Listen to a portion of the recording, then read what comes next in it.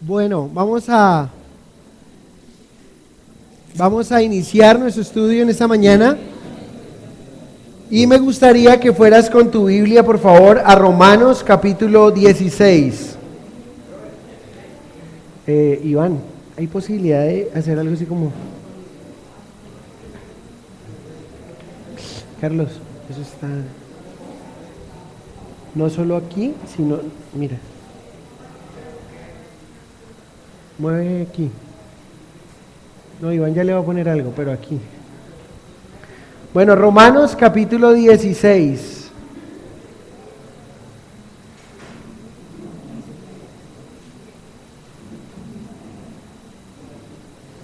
Perfecto. Súper bien. Vamos a Romanos capítulo 16, por favor. Buenos días también a los que nos ven por internet. Es una bendición que estén ahí conectados y vamos a estudiar en esta mañana Romanos 6, dije 16, ¿no? Pero es Romanos 6. Es para ver si están atentos. Muy bien, Romanos capítulo 6. En esa mañana, hoy vamos a terminar el capítulo si el Señor lo permite. Y la idea es que podamos seguir viendo, hemos estado viendo, por así decirlo, como una miniserie de lo que Pablo viene diciendo a los romanos, ¿sí? Acerca de la mala interpretación que hay de la gracia de Dios, ¿sí? Y hay dos posiciones que hoy va a terminar diciendo acerca de la segunda posición, lo que no es, lo que no debe haber en nuestro corazón y cómo debemos vivir. Entonces, si ustedes me acompañan, vamos a leer de los versos 15, el verso 15 lo vimos hace 8 días, pero vamos a leerlo desde el verso 15 para entrar en el contexto hasta el final y empezamos nuestro estudio. Dice así: ¿qué pues pecaremos porque no estamos bajo la ley sino bajo la gracia? En ninguna manera. ¿No sabéis que si os sometéis a alguien como esclavo para obedecerle, sois esclavos de aquel a quien obedecéis, sea del pecado para muerte o sea de la obediencia para justicia? Pero gracias a Dios que aunque erais esclavos del pecado, habéis obedecido de corazón a aquella forma de doctrina a la cual fuisteis entregados, y libertados del pecado vinisteis a ser siervos de la justicia. Hablo como humano, por vuestra humana debilidad, que así como para iniquidad presentasteis vuestros miembros para servir a la inmundicia y a la iniquidad, así ahora para santificación, presentad vuestros miembros para servir a la justicia. Porque cuando erais esclavos del pecado, erais libres acerca de la justicia. Pero ¿qué fruto tenía de aquellas cosas de las cuales ahora os avergonzáis? Porque el fin de ellas es muerte. Mas ahora que habéis sido libertados del pecado y hechos siervos de Dios, tenéis por vuestro fruto la santificación y como fin la vida eterna.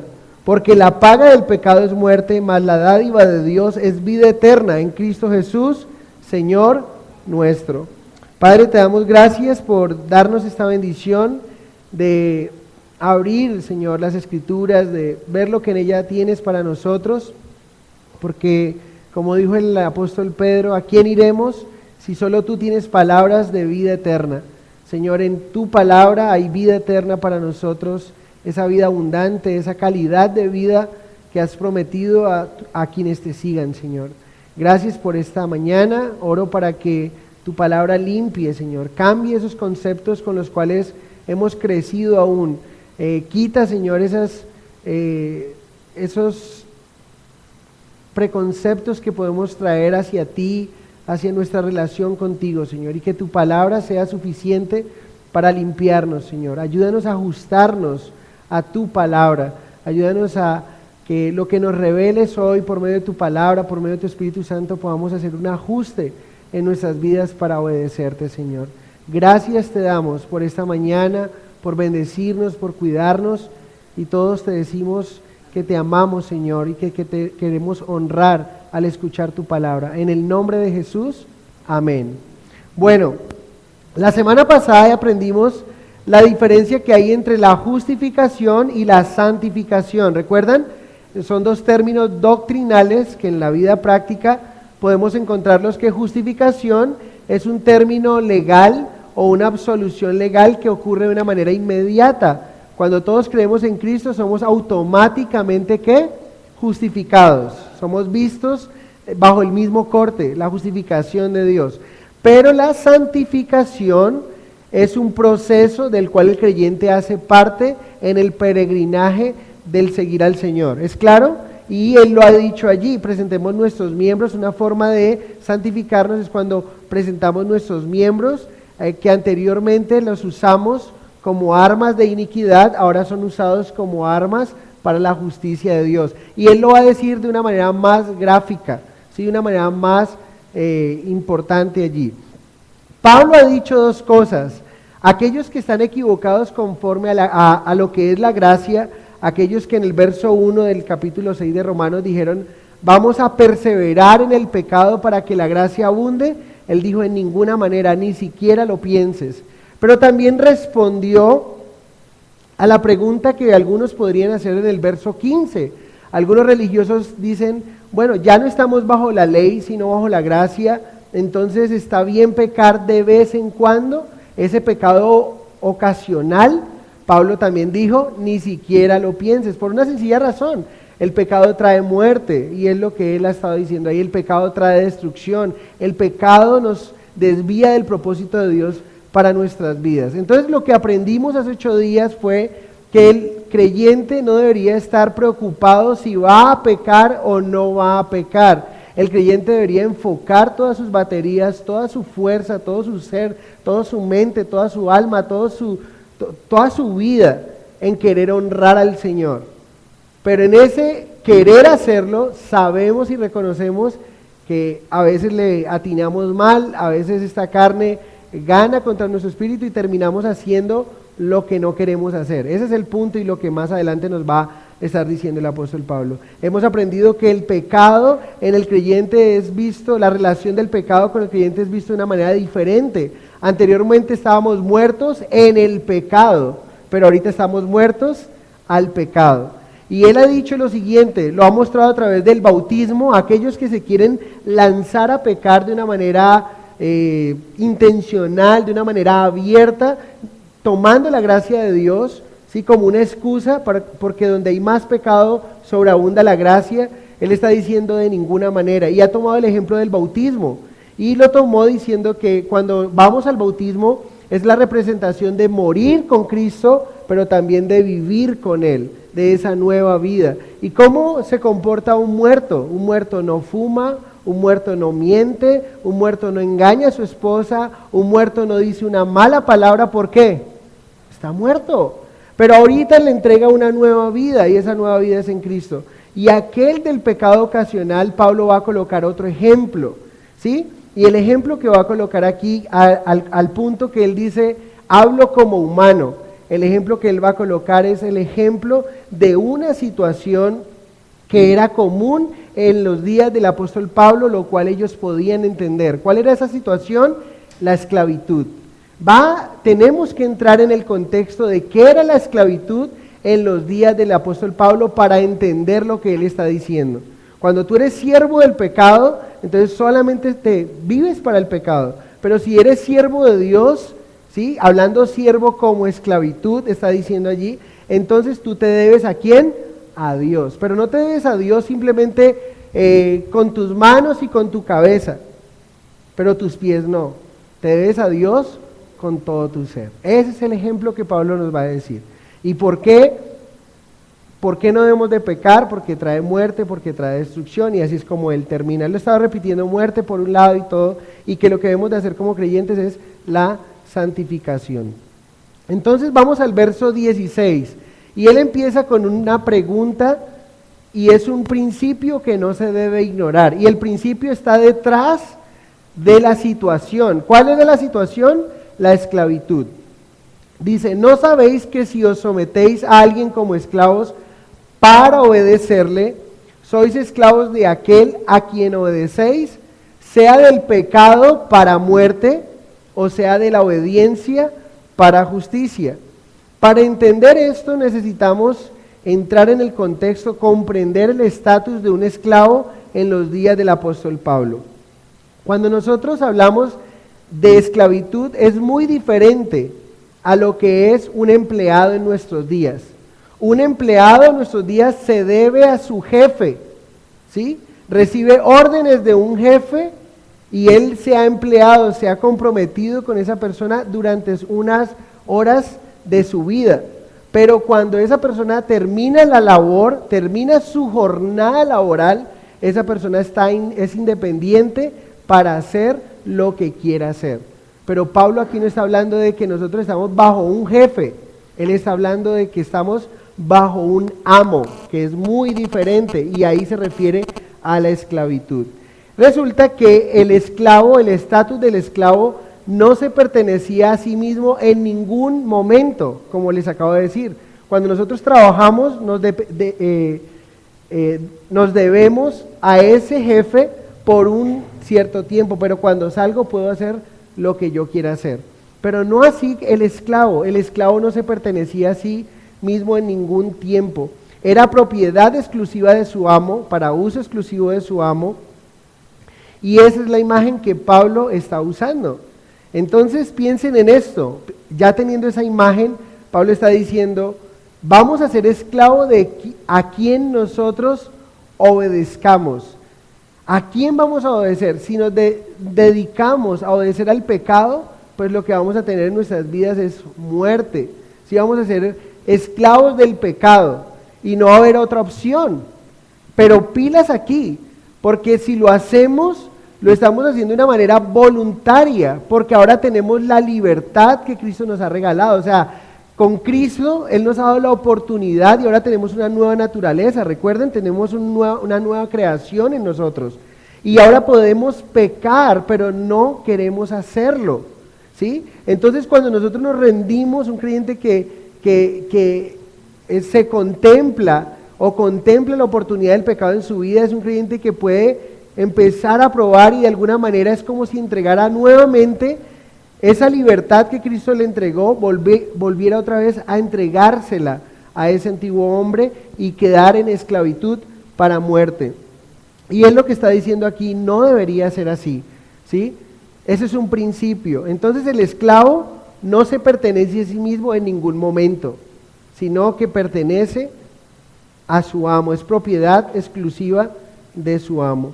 Noten también que Pablo está diciendo ahí que prácticamente hay implícito en este pasaje, sea del pecado para muerte o sea de la obediencia para justicia. Implícitamente encontramos en este pasaje una verdad que está en toda la Escritura, y la verdad es la siguiente: la obediencia siempre tiene una recompensa, pero la desobediencia siempre tiene ¿qué? Una consecuencia.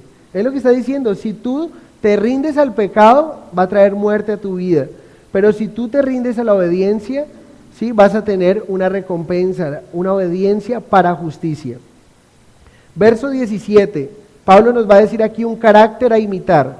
Entonces, ¿cuál es el principio que no debemos ignorar? Que el esclavo no se pertenece a sí mismo, y él lo está tomando como ejemplo, ¿sí? Sino que se debe a él. Entonces nosotros decidimos si nos rendimos al pecado totalmente o si nos rendimos al Señor de una manera total. No nos debemos a nosotros mismos. Para justicia, verso 17. Pero gracias a Dios que aunque erais esclavos del pecado, habéis obedecido de corazón a aquella forma de doctrina a la cual fuisteis entregados. Pablo está diciendo aquí, ustedes lo notan, que aunque erais esclavos del pecado, hubo un tiempo en cuando tú y yo fuimos esclavos del pecado. El pecado era nuestro dueño absoluto, era mi amo. Yo no tenía otra opción sino pecar. Ese era el tiempo pasado. Entonces no podía hablar de nada más sino de pecado, porque yo estaba bajo un amo y me había rendido a ese amo. Pero ahora lo que está diciendo Pablo, has tomado a Dios como tu nuevo amo, como tu dueño, y Él tiene posesión absoluta sobre tu persona. Ahora ya no puedes ni siquiera, miren, recuerden que Él dice, ni siquiera lo nombres, ni siquiera hablar del pecado. Tienes que hablar solo de la santidad de Dios, de la gracia de Dios. Y precisamente pero es gracias a quién, a Él mismo, a lo que Cristo hizo por nosotros. O sea, gracias a Dios que cuando estábamos muertos en nuestros delitos y pecados, Él vino y trabajó en nosotros, vino y nos mostró lo que había hecho. Y nosotros decidimos, dice allí, habéis obedecido de corazón a aquella forma de doctrina. El Señor Jesucristo dijo lo siguiente. ¿Recuerdan ustedes que en Mateo 6:24 dijo, ninguno puede servir a dos señores porque o aborrecerá al uno y amará al otro, o estimará al uno y menospreciará al otro? No podéis servir a Dios y ¿a quién más? Y a las riquezas. El principio aquí no es que alguien no pueda tener dos señores, si ustedes lo notan. El principio aquí es que una persona no puede servir a dos señores. Puede tenerlos, pero no puede servirlos al mismo tiempo, con la misma calidad, con el mismo corazón. Porque la balanza se va a ir a uno o al otro, va a menospreciar a uno y a honrar al otro. ¿Se dan cuenta que el principio no es, no lo pueda tener, lo puede tener, pero va a terminar menospreciando a uno y sirviendo al otro? ¿Y cuál es el Dios que él nombra allí? Primero dice a Dios y el otro las riquezas, el Dios Mamón, que ese era el Dios considerado el Dios de las riquezas. Las riquezas siempre lucharán en nuestro corazón para ocupar el primer lugar. Por esa razón debemos tomar decisiones prácticas que nos ayuden a que esto no ocurra. Una de estas decisiones prácticas es intencionalmente ser generosos con lo que Dios nos da. O sea, yo debo de proponerme, si eso no está en mi corazón, debo proponerme el ser generoso, porque estoy quitando de mi corazón ese deseo que hay interno de nosotros, ese deseo de amor por las riquezas muchas veces. Una forma práctica que nos la dio el Señor es honrar lo que Dios ha mandado, diezmar, ofrendar como Él lo ha dicho. Porque lo que está haciendo cuando el Señor nos dejó los diezmos de alguna manera es evitando que en nuestro corazón haya ese deseo, ¿sí? Que esa lucha que hay entre las riquezas, entre el Dios Mamón y entre el Dios verdadero, tomen ese lugar en nuestro corazón, ¿sí? No se puede servir a dos señores. Tú puedes tenerlos, pero vas a menospreciar a uno, vas a honrar a uno y menospreciar al otro. Y Pablo dice allí, gracias a Dios, que aunque eres esclavos del pecado, habéis obedecido de corazón. ¿Qué significa esto? Cuando alguien ha obedecido de corazón, cuando nosotros decimos, esa persona lo hizo de corazón, ¿qué significa eso? Significa que lo está haciendo de una manera genuina, sincera. Está hablando de un arrepentimiento genuino, ¿sí? También hace referencia a la forma en que habían sido hechos libres por medio de la fe. Cuando habla del corazón, también habla de la forma en que ellos se entregaron. Es una descripción maravillosa de la fe que el Señor ha puesto en nosotros. Muestra que la fe viene del corazón y no solamente de la mente, ¿sí? Nosotros la fe nuestra no proviene simplemente de la razón, sino también de nuestro corazón, de la fe que hemos puesto en el Señor. En otras palabras, lo que Pablo dice aquí es como si él dijera de alguna manera, tú sabías lo que estabas haciendo y lo hiciste con absoluta libertad. Cuando él dice allí, habéis obedecido de corazón, está diciendo, tú lo hiciste, tú sabías lo que estabas haciendo y lo hiciste con absoluta libertad. ¿Qué quiere decir esto? Que el Señor de alguna manera no quiere seguidores que no se hayan detenido a considerar el precio que tiene el seguir al Señor. Miren, hay que considerar el precio de seguir al Señor, no el precio de la salvación. ¿El precio de la salvación cuál es? Es gratuito, es por gracia, no por obras para que nadie se gloríe. Pero el precio de seguir al Señor, el costo es absolutamente altísimo, ¿sí? De hecho, aquel que no haya sido consciente de que seguir al Señor, es con todo, realmente, el Señor dijo Lucas 9:23, ¿sí? El que quiere seguirme, tome cada día su cruz, el que niéguese a sí mismo, tome su cruz cada día y sígame. Ese es el costo de seguir al Señor. El costo de nuestra salvación es gratis para nosotros, a Él le costó todo, pero el costo de seguirle es ser conscientes que debemos de negarnos a nosotros mismos, tomar la cruz de Cristo cada día, o sea, morir a nosotros mismos y ahora sí seguirle. Si alguien no es consciente de eso, el Señor no quiere que entre como despistado ante ello, sino que sepa que no es un juego, sino que realmente tú quieres seguirme, entonces mira, te hago consciente de esta realidad, no es un juego. Si tú quieres seguirme, debes de negarte a ti mismo, de tomar tu cruz cada día y de esa manera seguirme. Jesús no se conforma con alguien que hace protestas de lealtad en una cresta de una ola de emoción. Si en un momento de emoción, en un momento de efervescencia, puede decir yo quiero, yo voy a hacerlo, sino que inmediatamente te confronta y te dice, ¿realmente estás dispuesto a seguirme? Bueno, eso es lo que hay que hacer, ¿sí? Y en ese momento, cuando ya las emociones han bajado y uno dice, wow, es difícil, pero recuerden que el Señor no lo ha dicho, Él no lo ha manifestado para que lo tengamos presente. Lo lindo con el Señor es que lo especial cuando estamos siguiéndole a Él es que con Él no hay un contrato con letra menuda, ¿sí? Con esa letra pequeñita donde no sabes el costo de seguir al Señor. Él te está diciendo, mira, hasta tus familiares van a ser tus enemigos, los de tu propia casa aún. Cuando tú lo lees en la Biblia y te das cuenta que alguien de tu propia sangre te está atacando, tú dices, wow, el Señor ya me lo había dicho. Y entonces no voy a desanimarme, pero cuando el Señor no me dice y no me advierte lo que me va a pasar cuando le sigo, que no todo va a ser un camino color de rosa, pues ahí es donde se encuentran muchas personas desanimadas. Por eso como un desafío y un reto es, no venda un evangelio que no es. Mucha gente vende el evangelio y lo primero que se vende es, mira, crea en el Señor que Él le va a dar casa, carro y beca y sin hipoteca. ¿Sí? Crea en el Señor, entonces, claro, yo quiero creer en el Señor, pero si le dice, crea en el Señor y su familia va a decir de usted, no va a ser tan popular como lo era anteriormente, que es lo que vamos a encontrar. Va a haber gente que con la cual ustedes caminaban en el mismo desenfreno de solución. Esas mismas personas que caminaron con usted cuando usted estaba en el mundo, son esas personas que van a ser usadas para atacarlo a usted. Pero si usted no lo sabe, cuando eso llega, usted no sabe dónde echar mano. ¿Sí? Jesús dijo, en el mundo tendréis aflicción, pero confiad en mí, yo he vencido el mundo. Si usted no sabe eso, cuando llega, lo que ocurre es que mucha gente termina decepcionado de lo que el Señor le había prometido.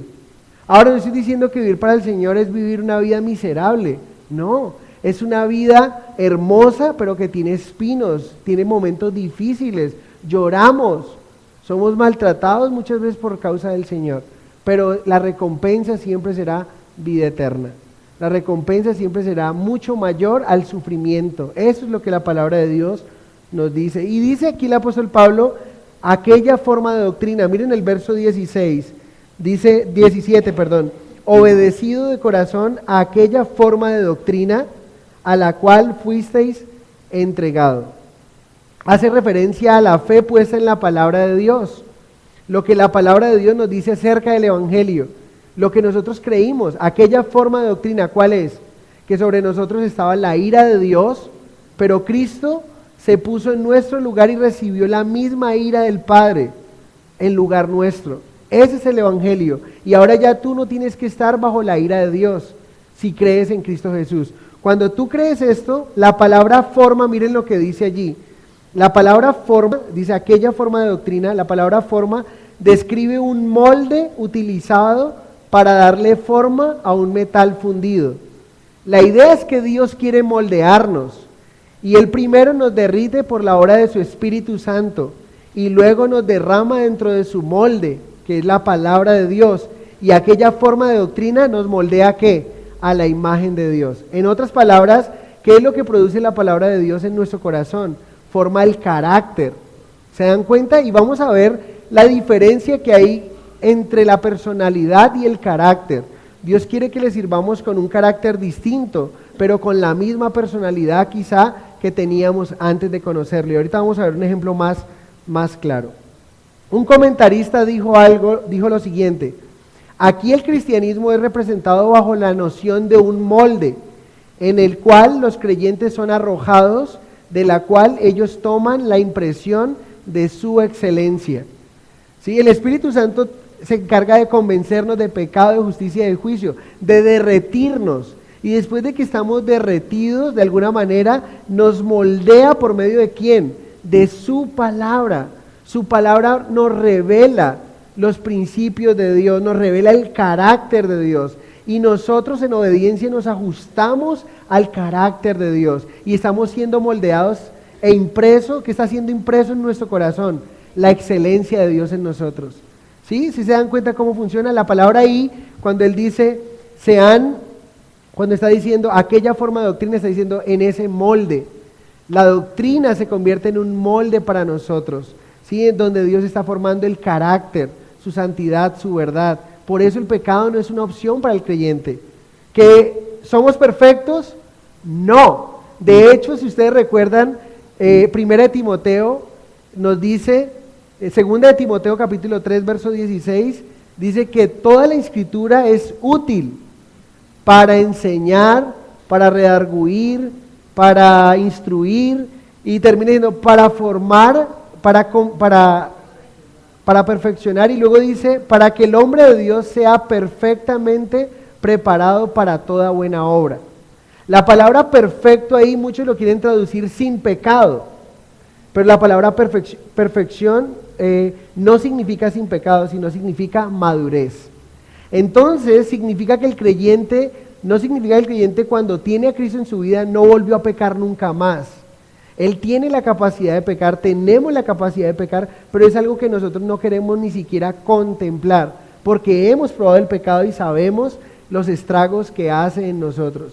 Pero tristemente somos tan necios, hay que decirlo, que terminamos aún sabiendo que algo está mal hacer. Muchas veces esta carne toma control en nosotros cuando no nos hemos rendido a la palabra y al Espíritu Santo en nuestras vidas. Entonces terminamos haciendo algo que no es grato hacer y el pecado termina haciendo un estrago en nuestras vidas. ¿Es claro lo que estamos diciendo o no? Entonces Pablo dice, estábamos así antes, pero ahora han obedecido de corazón. Un creyente verdadero, genuino, se ha arrepentido de corazón, le ha dado un giro a su vida y ya le está dando la espalda al pecado. Y ha sido moldeado, ha sido derretido. Recuerden que es un metal que se funde y está siendo echado en un molde. Y lo que está haciendo, cuando alguien está siendo echado en un molde, él va a tomar la impresión de ese molde. ¿Es claro o no? ¿Cuál es la impresión que la palabra de Dios trae a nuestras vidas con el Espíritu Santo? La impresión de Dios en nuestro corazón. ¿Sí? Entonces, es lo que Pablo está ahí retándonos. Entonces, la figura del molde es la misma imagen de Dios. Justicia, verdad, santidad, el cual está siendo estampado en nuestras almas, ¿sí? Y es una manera muy, muy linda.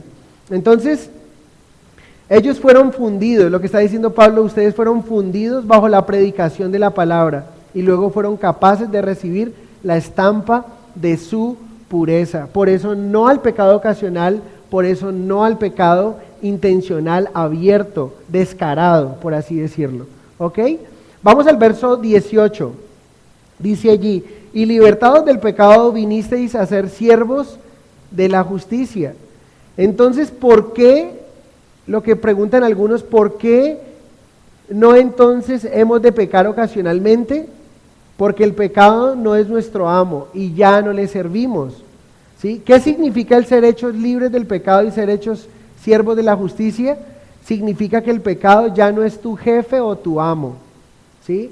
Y alguien decía de alguna manera, no está bien tratar de complacer a tu antiguo jefe cuando cambias de trabajo. Eso no está bien. Y es lo que Pablo está representando como un ejemplo, la esclavitud.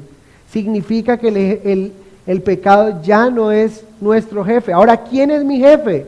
Mi jefe es Dios, mi jefe es la justicia. Así que debemos de servir a esa justicia en lugar de servir al pecado. Es práctico, es tomar decisiones, es lo que necesitamos hacer. Considerándolo todo, podríamos decir que lo que debemos hacer es poner nuestra fe en Dios, su palabra, y de esa manera vamos a ser hechos libres. Luego debemos vivir cada día conscientes con esa libertad. Aquí es donde está el reto para nosotros, porque muchas personas son puestas en libertad, pero no creen que realmente Dios les haya dado esa libertad. Entonces, como no creen que Dios les haya dado esa libertad, ¿cómo viven? Como esclavos. El punto es que nosotros necesitamos vivir de acuerdo a lo que creemos de Dios y de lo que su palabra nos muestra quién es Dios. Él nos ha dicho que nos ha dado libertad, pues hombre, vivamos en esa libertad. Es lo que Pablo está diciendo. Pablo le está dando un reto a los creyentes y está diciendo, sé lo que eres. ¿Se acuerdan el ejemplo que vimos hace 8 días o 15 días de aquella mujer que aquel hombre que firmó la libertad por ella, pero cada vez que ella se encontraba con su gente, le decían, tú estás en libertad. Pero cada vez que veía a su antiguo amo, su amo le decía, tú no estás en libertad. Y decía, yo no sé qué hacer. Pero había un edicto legal que había sido firmado donde ella estaba en libertad. Ella tenía que tomar la decisión de vivir de acuerdo a lo que fue firmado para ella. La Biblia nos dice, si el Hijo os libertare, seréis verdaderamente libres. Nosotros tenemos que caminar en esa libertad. Van a venir pensamientos de que somos esclavos aún, de que no puedo. Pero el creyente no puede decir no puedo, sino no quiero. Porque por otro lado, el apóstol Pablo dijo a los filipenses, todo lo puedo en Cristo que me fortalece. Filipenses 4:13. Y ese sí es el verdadero contexto. Sé vivir, tener mucho, sé tener poco, y sé pasar momentos difíciles, sé vivir en el Señor humildemente, escasez, en todo y por todo estoy enseñado, dice el apóstol Pablo. Y luego termina diciendo, todo lo puedo en Cristo que me fortalece. Ahora el creyente no puede decir, es que no puedo. El creyente tiene que decir, es que no quiero. Porque si Cristo lo libertó, usted debe vivir en esa libertad. Pero van a venir gente que le va a decir que usted no es libre. Y usted, ay, ¿verdad? Y entonces usted se ve retado, o le cree a ellos, o le cree a su antiguo amo que viene y toma voz audible a través de personas. Nuestro antiguo amo, un amo tremendo, malo, perverso. Nosotros éramos hijos de desobediencia, Efesios capítulo 2. Hijos de ira. Y ese mal jefe viene y nos habla. Y saben, su voz es audible y nos dice, tú no puedes. Tú no eres libre. Y nosotros necesitamos tomar una decisión, si camino o no camino en la libertad. Verso 19. Hablo como humano, por vuestra humana debilidad. Pablo está diciendo, estoy usando una analogía humana para que para que sus mentes lo puedan captar. ¿Sí? Se disculpan, algunos piensan que Pablo se está disculpando porque no le gusta comparar la vida cristiana con ninguna forma de esclavitud, pero está diciendo, les tengo que presentar este ejemplo que ustedes lo pueden palpar para que puedan realmente, ya lo entiendo. Ya entiendo por qué el pecado para mí no debe ser una opción. Claro, cuando yo veo el esclavo no tiene ninguna opción, él no tiene ni voz ni voto. Él no puede decir tal cosa, no quiero, no puedo, porque es muerto. Tiene que morir si se rehúsa a obedecer a su amo. Pero nosotros en Cristo nos podemos rehusar al antiguo amo y ahora nos entregamos de corazón ¿a quién?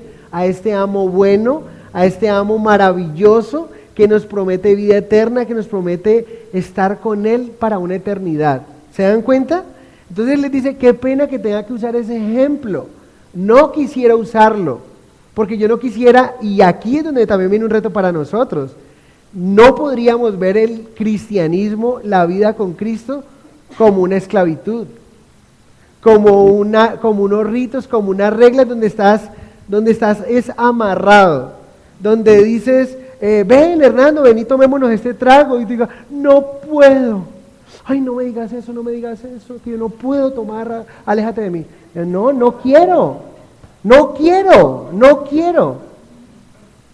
tengo que mirar para un lado y para otro y decir, ay no sé qué hacer, no, porque Dios coloca, dice en Filipenses 2:13, produce el querer como el hacer por su perfecta voluntad, y las cosas en las cuales anteriormente te agradaban, sin saberlo, sin proponértelo, simplemente te rendiste a tu nuevo amo, al Señor, y Él ya dices, mira que yo escuchaba antes decir, no había un chiste que que no tuviera una grosería, que yo no dejara de reírme a carcajadas y disfrutar. Ahorita escucho eso y no me sabe, o sea, no me gusta.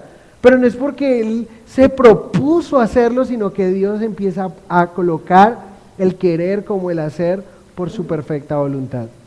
Entonces el creyente empieza a vivir en esa verdad. Entonces Pablo dice, disculpen que les diga esta analogía, pero es como la mejor forma en que puedo mostrarles por qué el pecado no es una opción para el creyente. El pecado no es una opción porque el pecado te conduce a esclavitud y la esclavitud te lleva a la muerte, es por eso. Entonces, un verdadero creyente no puede darle a Dios una parte de su vida y otra al mundo. En cuanto a Dios, es todo o nada. Mientras uno tenga parte de su vida, no pertenece a Dios y no es cristiano de veras. ¿Sí? Es cristiana la persona que le ha dado a Cristo el completo control de su vida, sin reservarse absolutamente nada. ¿Sí? Le entregamos el control, le decimos, Señor, toma el control de mi vida. Tú eres mi amo, y si yo soy tu siervo, el Señor dice, salta, y usted no dice por qué, sino que usted dice, ¿cuán alto quieres que salte? Uno encuentra de gente que dice llamarse siervo, y el Señor le dice, su amo le dice, salta, ¿ve y por qué? ¿Qué le pasó? ¿Se enloqueció o qué? Si el Señor te dice, salta, tú le dices, Señor, ¿cuán alto? ¿Poquito o alto? ¿Qué quieres que salte? De una, salto, porque Él es mi Señor. Y si Él me da una demanda, yo debería de cumplirla, es con todo, es lo que el Señor está diciendo. Pero encuentran muchos cristianos que Dios les muestra en su palabra, les revela a través de su palabra, que están viviendo en una vida de pecado, que están viviendo una vida inconforme, que no es conforme a la palabra de Dios, que va en contra de la voluntad de Dios, y están cuestionándola.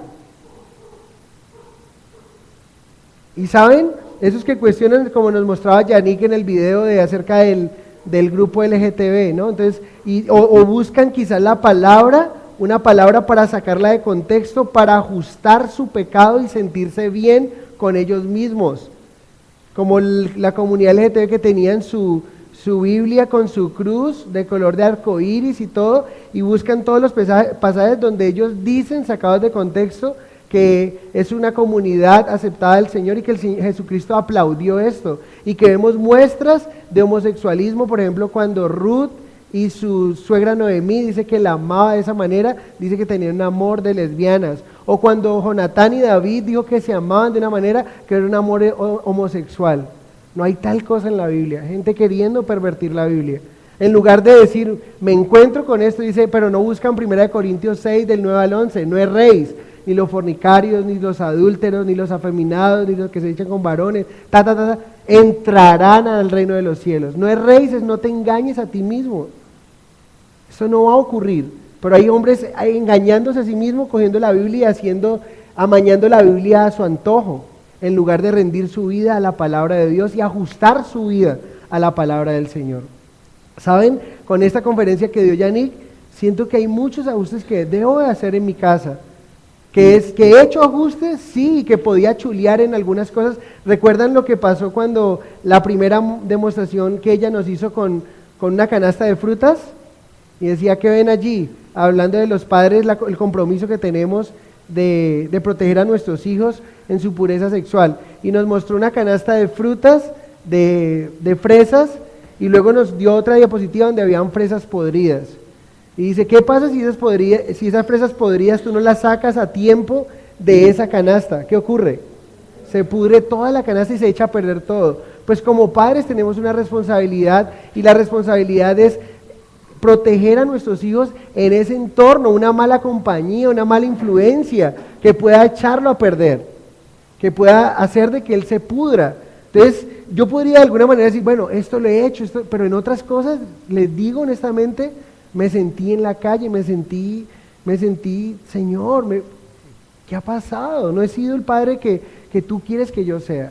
Y necesito inmediatamente hacer ajustes, ajustarme a la palabra. Y no empezar simplemente a darme golpecitos de pecho y sentirme bien, sino que me rindo al Señor, Señor, tengo que hacer ajustes aquí.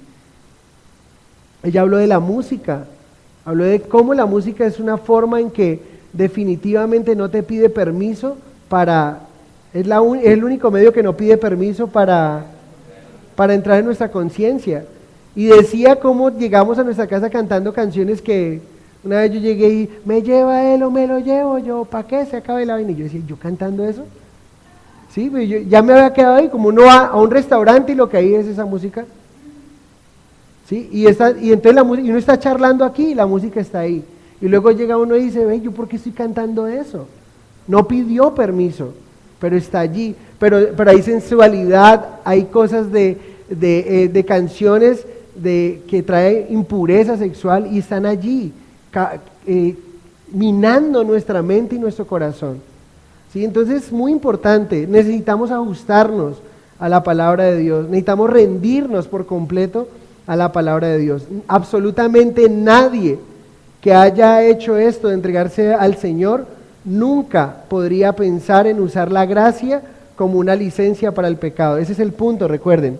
Ellos están él está adelantándose a su auditorio pensando, bueno, el pecado abierto, no, bueno, pero un pecadito sí, tampoco.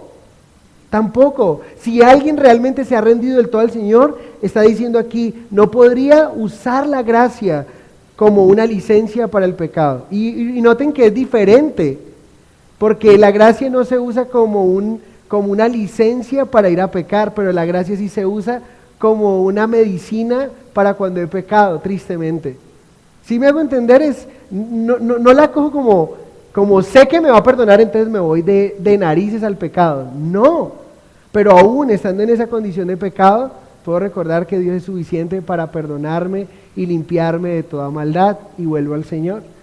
Pero el Señor conoce las mentes y los corazones. Antes me voy a hacer el que me tiro, pero que no use la gracia como licencia, para luego usar la gracia para... El Señor conoce las intenciones del corazón y sabe cuántos que quizás lleguen a ser de esa manera puedan no tener un retorno. Porque como dice la palabra, aquellos que beben, ¿no? Dice que es como una serpiente que pone su veneno, su áspid allí y dice que hace daño. Entonces, para algunos puede picarlos, puede morderlos, la serpiente les queda gustando esa primer vez, ese gustico y terminan siendo sin retorno para algunos.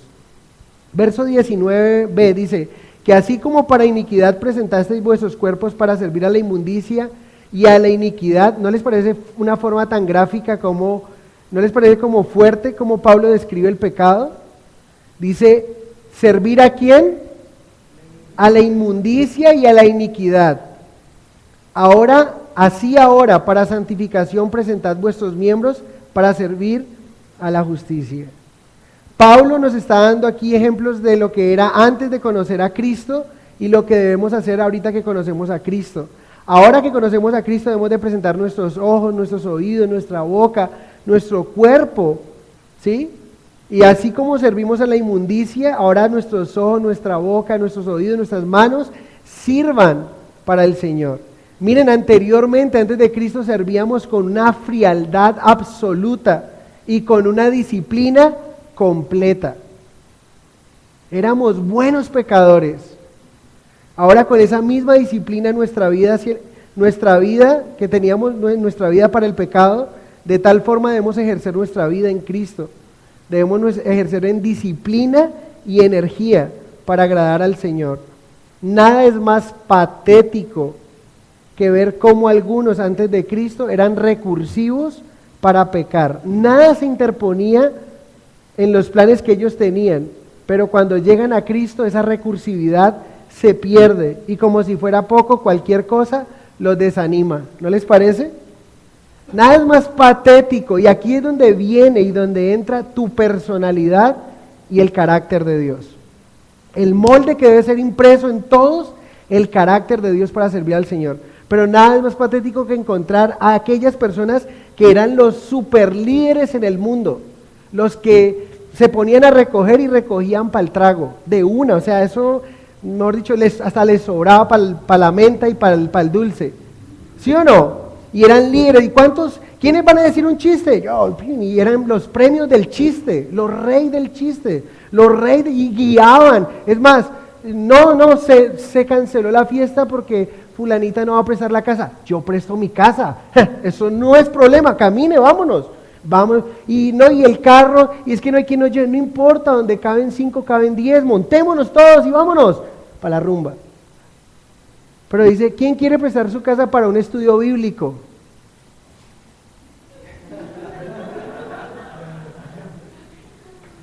Tremendo, no, miren, es lo que Pablo está diciendo de una manera práctica. Nuestras manos sirvieron para recoger ese dinero para comprar cosas sucias. Nuestra casa se prestó para hacer cosas sucias, pero en el Señor no tenemos el mismo ímpetu, la misma gana. ¿Saben? Una de las cosas que el apóstol Pablo nos enseña en su vida es que con la misma frialdad que cogía y mechoneaba a los cristianos y los llevaba para que fueran encarcelados, pedía carta y todo, ustedes lo ven con el mismo ímpetu, está dispuesto a que le tiren piedra.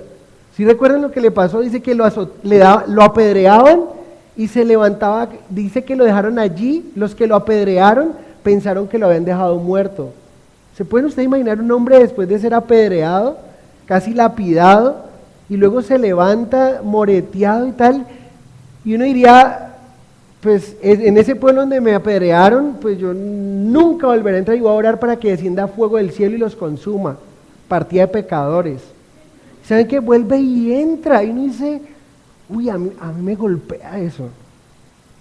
Digo, con ese ímpetu de que hablaba el Señor, pero entonces encontramos a esos super líderes del mundo, pero los encontramos en el Señor achicopalados, no le hablan a nadie, lo que dice el cristiano de la secreta, sí, ya es cristiano, pero a nadie comparte. Si ustedes se dan cuenta, sirvieron a la inmundicia con todo su ser, con toda su alma, con toda su mente, con todo su cuerpo. Pero así ahora para santificación, lo mismo.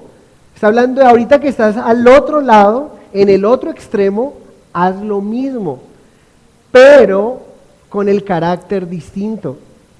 Y ahí es donde entra el punto. Esos que tienen, cada uno tenemos nuestro temperamento, ¿sí? Cada uno tenemos nuestra personalidad. Entonces sigue honrando al Señor con tu personalidad, pero entrégalo con todo tu ser, ¿sí? Y con el carácter correcto. Anteriormente era iniquidad, inmundicia, maldad. Ahora que si te rendiste de corazón, obedeciste, gracias a Dios, ahora ¿qué debes de hacer? Ese mismo liderazgo para la verdad, para el amor, para la paz, para la justicia.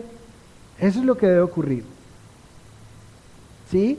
Y miren, ahorita nos va a decir algo más. Entonces, muchos anteriormente, como les digo, la recursividad, ¿no? Nunca había problema, pero se cumplía el objetivo. El objetivo se cumplía.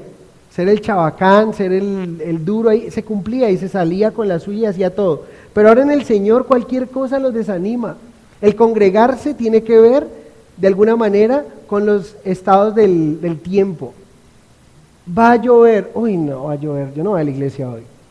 Es que hace mucho frío, eso ponen ese aire y uno queda así, no, qué pereza, yo no voy. No, es que ese aire no alcanza a dar la capacidad y uno con ese calor, y el calor a uno le da sueño. ¿Sí o no con el calor le da sueño? Y uno puede estar cabeceando ahí, no, yo qué voy a ir por allá. Llego y el parqueadero está todo ocupado, no, eso es una molestia. Es lo que dice. ¿Y qué dice la palabra de Dios? No dejar de congregarse como algunos tienen por costumbre. Es simplemente Dios lo dice, no dice, y los días de frío, eso sí ni te aparezcas por allá. Parece que era eso, ¿sí? Porque en todo lugar del mundo donde uno va, cuando llueve, y pastores nos visitan y dice, yo pensé que eso solamente ocurría en la iglesia donde yo estoy, que cuando llueve la gente no llega. Y eso es universal, parece que en esas partes la Biblia fuera universal, ¿no? Si llueve ni se te ocurra ir a la iglesia. Sí, parece que estuviera allí. Entonces, pero antes de Cristo, ¿cómo era antes de Cristo? De viernes a domingo se andaba sin dormir, tomando, yendo de un lado para otro. Los cogía el domingo hasta sin comer, ¿sí? Y muchas veces decían, cuando se vivía de esa manera, esto sí es vida. Cuando nos estábamos destruyendo, ¿sí? Estábamos acabando con el templo de el cuerpo, el templo del Espíritu Santo. Antes algunos eran soldados de hierro para pecar, pero ahora son soldados de chocolate, soldados de azúcar. El sol los derrite, mejor dicho. Pablo está diciendo que Dios quiere usarnos para su gloria, para alcanzar a otros, para el Señor. Pero ¿saben dónde radica el problema de un hombre? Porque uno encuentra hombres con ese mismo ímpetu para pecar, los encuentra, como les acabo de decir el apóstol Pablo, una bendición. Pero el problema radica en que no han entendido y no hay convicción de lo que Cristo hizo en sus vidas. Cuando una persona entiende que estaba bajo la ira de Dios, que estaba muerto en su delito y pecado, que era ciego por el Dios de este siglo, 1 Corintios 4:4, que estaba, llevado, ¿sí? Y una persona entiende eso y dice, Señor, si eso es de esa gente que dice, Señor, ¿qué quieres que haga? Eso es lo que dijo el apóstol Pablo. Señor, ¿qué quieres que haga? Y el Señor dijo, ve, además que hace, te dirá lo que has de hacer. Y desde el primer minuto de su vida que tuvo el encuentro con Dios, hasta el último día de su vida, fue muerto como un mártir, se entregó por completo al Señor. Fue instantáneo. Y es lo que debería ocurrir a nosotros. Dice, miren el verso 20, este es más gráfico todavía. Porque cuando erais esclavos del pecado, erais libres acerca de la justicia. Bueno, habla aquí realmente que un esclavo al no tener decisiones propias solo debía obedecer a su amo. Entonces éramos esclavos del pecado, la justicia no aplicaba para un esclavo, porque no tiene ni voz ni votos. ¿Es claro o no? Entonces, porque cuando erais esclavos del pecado, erais libres acerca de la justicia. O sea, la justicia no aplicaba para él. De hecho, el poder de Dios no podía requerir de ese esclavo de nosotros nada, porque éramos esclavos del pecado. Verso 21, y aquí es donde viene algo que una persona que hace una cara me encanta, está aquí con nosotros, pero no les voy a decir quién es. Me gusta porque la forma que lo dice, pero ¿qué fruto tenía de aquellas cosas de las cuales ahora os avergonzáis? Porque el fin de ellas es muerte. O sea, todo lo que hicimos, no recibimos ni un solo fruto. La pregunta es, ¿quién ha recibido un solo fruto de lo que vivió anteriormente en su vida? Solo había pérdida, muerte, destrucción, problemas, miseria. Y aquellas cosas hoy día nos avergüenzan. Nos parece, ¿sabe cómo? Ridículo. Cuando uno va, no sé si usted le ha pasado que uno va y va en su carro y todo el tema y ve a la gente allí sentada, llevada, plenas 8 de la mañana, pasaron toda la noche sin dormir, todos llevados, y otros por ahí bailando como una forma tan ridícula, y dice, ¡qué ridículo! Sí, es como, pero uno no lo ve como, ¡ay, esa gente! No, sino que uno se ve en ellos, y uno dice lo que anteriormente me era para mí un orgullo y levantar la garrafa y decir, aquí estoy. Ahora dice, qué burla, o sea, qué pena, como dice alguien, qué pena, qué vergüenza. Y nos vemos reflejados ahí, ¿sí? A lo que anteriormente dice, de alguna manera, de las cuales ahora te debe avergonzar. Es presente. ¿Qué frutos? Yo les pregunto a ustedes, ¿qué fruto tenían de lo que hicieron anteriormente? Que saben que estaba en contra de la palabra de Dios, que es pecado. No trae sino dolor, muerte y destrucción. Dice la palabra de Dios, el ladrón no vino sino para matar, robar y destruir. Esos son los caminos de destrucción. Pero yo he venido, y vamos a terminar con eso, más adelante en el verso 23, para que tengan vida y vida en abundancia. Entonces, noten aquí, desde el primer minuto, alguien decía esto, y esto me gusta, el pastor Javier dice esto, desde el primer minuto que me convertí a Cristo, empezó mi vida a ser próspera. Y piénsenlo, ya no se bota la plata donde se la botaba, ¿sí? Ya no despilfarraba donde no tenía que despilfarrar, el dinero está bien puestico, ¿sí? Alimenta bien, come bien, está bien. Su vida es próspera desde el primer minuto. Pero muchas veces, sabiendo la prosperidad que Dios ha traído en sus vidas, ¿saben cuánta gente se ha tirado el sueldo? El sueldo de todo un mes se lo pueden tirar en una sentada ahí, con sus amigotes. Y muchas otras cosas más, alquilaba películas indecentes, cosas incorrectas, y gastaba su dinero tirado. Desde el primer minuto que tú te conviertes al Señor, te conviertes en una persona próspera, porque ya tu dinero va a estar bien puesto, ya tus salidas son, me voy a gastar algo chévere, pero me lo gasto con mi esposa, con mis hijos, una comida donde nos disfrutamos, donde estamos alimentándonos, donde reímos, hay terapia porque se ríe, se disfruta, pero no hay dolor. En las otras se reía por un momento y luego cuando llegaba a la casa, ¿sí? Y le decían, ¿qué hubo lo del sueldo? ¿El sueldo? Ahí quedó. Y entonces tiene a su casa en miseria, su familia aguantando hambre, pasando vergüenzas, dificultades. Es una vergüenza, ¿sí? Pero entonces, porque el fin de ellas, ¿cuál es el fin de esos caminos que no son de Dios? Es muerte, ¿sí? Más ahora, noten que vuelve y toma presente, dice, más ahora habéis sido libertados del pecado y hechos siervos de Dios. O sea, fuisteis libre de una esclavitud para ser ahora un siervo, o sea, esclavo, pero por amor, diferente allí, siervos de Dios. ¿Tenéis por fruto qué? ¿Cuál es el fruto? La santificación. Y como fin, la vida eterna. ¿Saben? Una de las cosas que me gustaba, no sé, Yannick debe estar volando ahorita, o ya haber llegado a Bogotá, va a salir ahora para Fort Lauderdale, pero muchos de ustedes le pusieron una edad a ella mucho menor de la que ella realmente tiene, ¿sí? Yo le pregunté su edad, que no se le pregunta a una mujer, pero ella se ve muy joven y todo, le dije, ¿cuántos años tú tienes? Bueno, el caso es que no le atiné a la edad que ella tenía, yo le puse mucho menos de lo que ella tiene, y su respuesta me pareció tan linda porque me dijo, mira, cuando tú honras, cuando tú cuidas el templo del Espíritu Santo, que es tu cuerpo, o sea, estoy comiendo bien, duermo las horas que debo dormir, ¿sí me entienden? No, mi sexualidad está protegida en el Señor. Una de las cosas que uno podría pensar, bueno, Yannick, ¿por qué enseñas pureza sexual? Todo el mundo podría pensar, ella enseña pureza sexual porque definitivamente fue una mujer que tuvo que haber vivido una experiencia muy triste, la violaron, algo le hicieron y esto lo tienen que saber todo el mundo. Pues no, es una chica que desde los 9 años, 10 años, Dios le dio ese deseo de guardarse, tiene una argolla de pureza sexual y una argolla bien interesante porque está su argolla y antes de su argolla viene otra argollita y dice que es por medio de Cristo que ella puede ser pura. Sin Cristo no pasaría nada. Es otra argollita que le cabe solamente hasta aquí y tiene una cadenita. Dice, solamente a través de Cristo puedo vivir mi pureza. Entonces, todo el mundo, los que han dicho cuántos años tendrá ella, le han pegado por allá en años muy por debajo de lo que ella realmente tiene.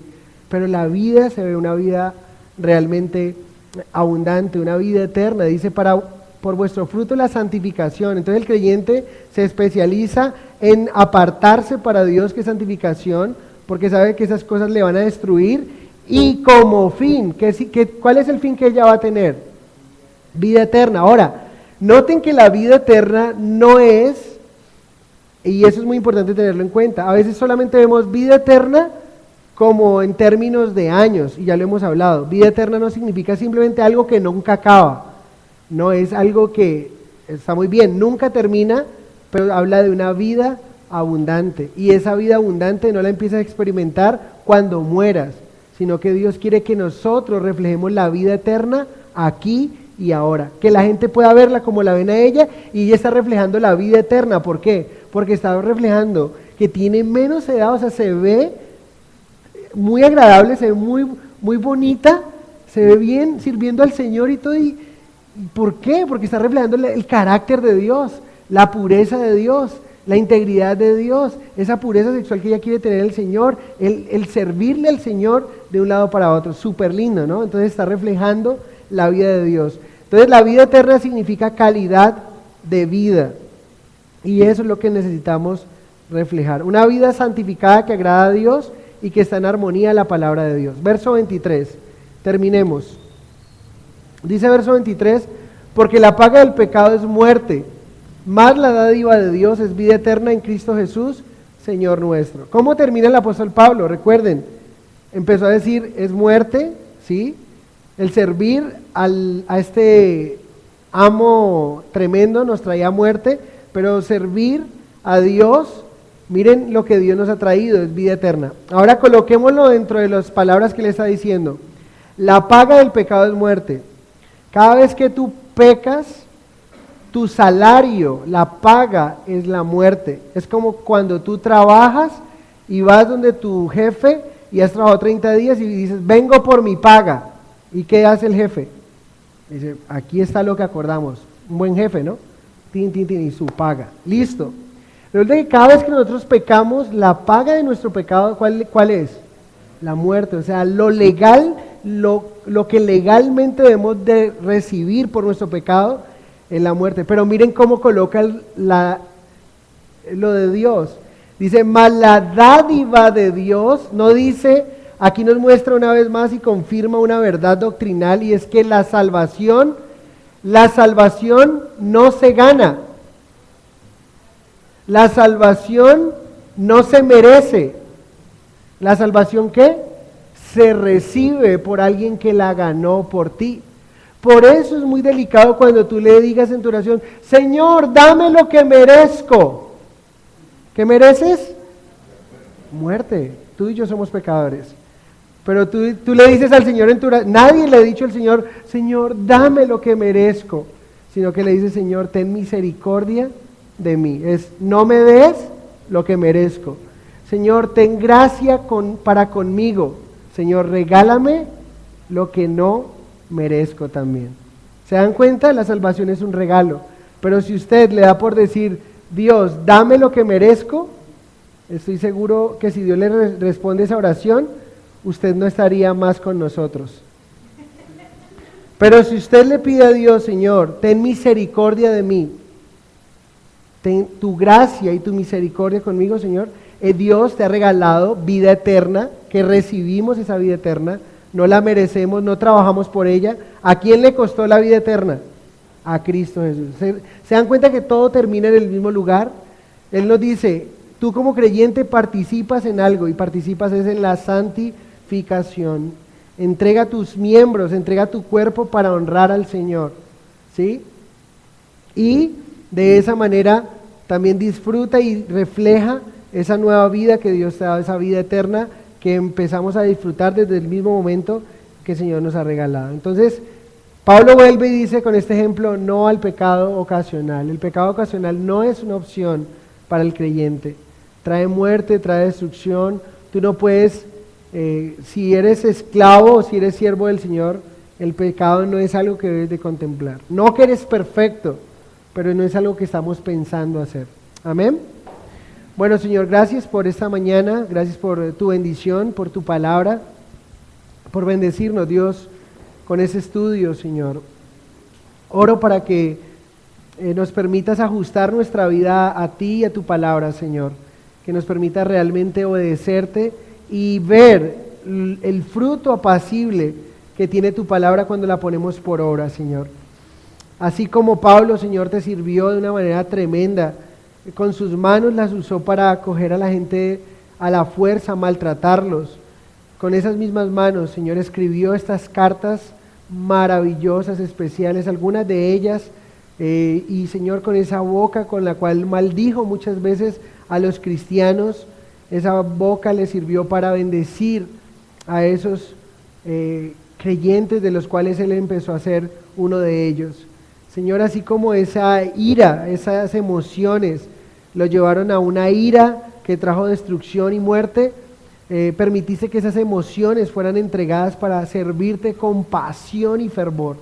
Señor, te pido por tu pasión hacia tu servicio, hacia tu palabra, Señor, que vayamos a tu palabra con expectativa de lo que quieres hablarnos, Señor, y poder rendirnos, Señor, a lo que tu Espíritu Santo quiere hacer en nosotros.